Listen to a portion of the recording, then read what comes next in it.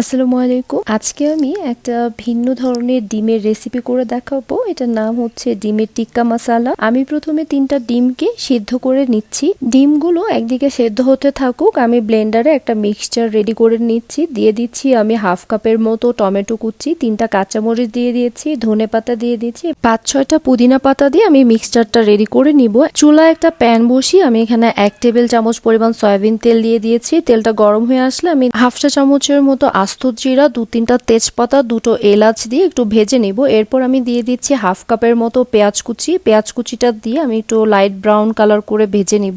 এখন দিব 1.5 চামচ পরিমাণ লাল মরিচ গুঁড়ো, হাফ চা চামচ পরিমাণ আমি হলুদ গুঁড়ো দিয়ে দিচ্ছি, 1 চা চামচ পরিমাণ আমি দিয়ে দিচ্ছি জিরা গুঁড়ো, আর 1 চা চামচ পরিমাণ দিয়ে দিব ধনে গুঁড়ো। সবশেষে আমি দিয়ে দিচ্ছি স্বাদ মতো লবণ। এই মশলাগুলো দিয়ে আমি এবার পেঁয়াজ এবং তেলের সাথে ভালো মতো আমি ভেজে নেব।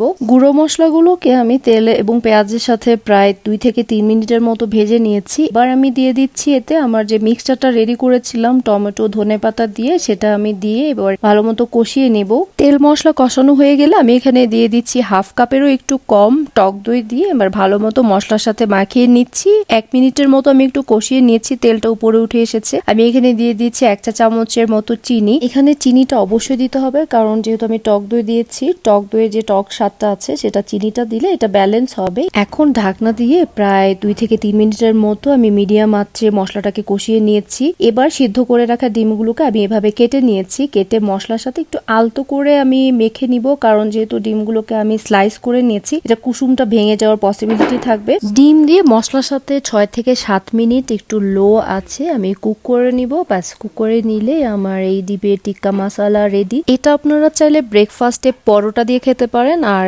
বিকেলে ইভিনিং স্ন্যাক্স হিসেবে যদি খেতে চান এটা পাউরুটি দিয়ে খুবই টেস্টি লাগে। আর এটা প্লেন রাইসের সাথে আসলে ভালো লাগে না, এটা পোলাওয়ের সাথে অনেক বেশি ভালো লাগে। তো রেসিপি ট্রাই করে আমাকে জানাবেন কেমন হয়েছে। Thanks for watching.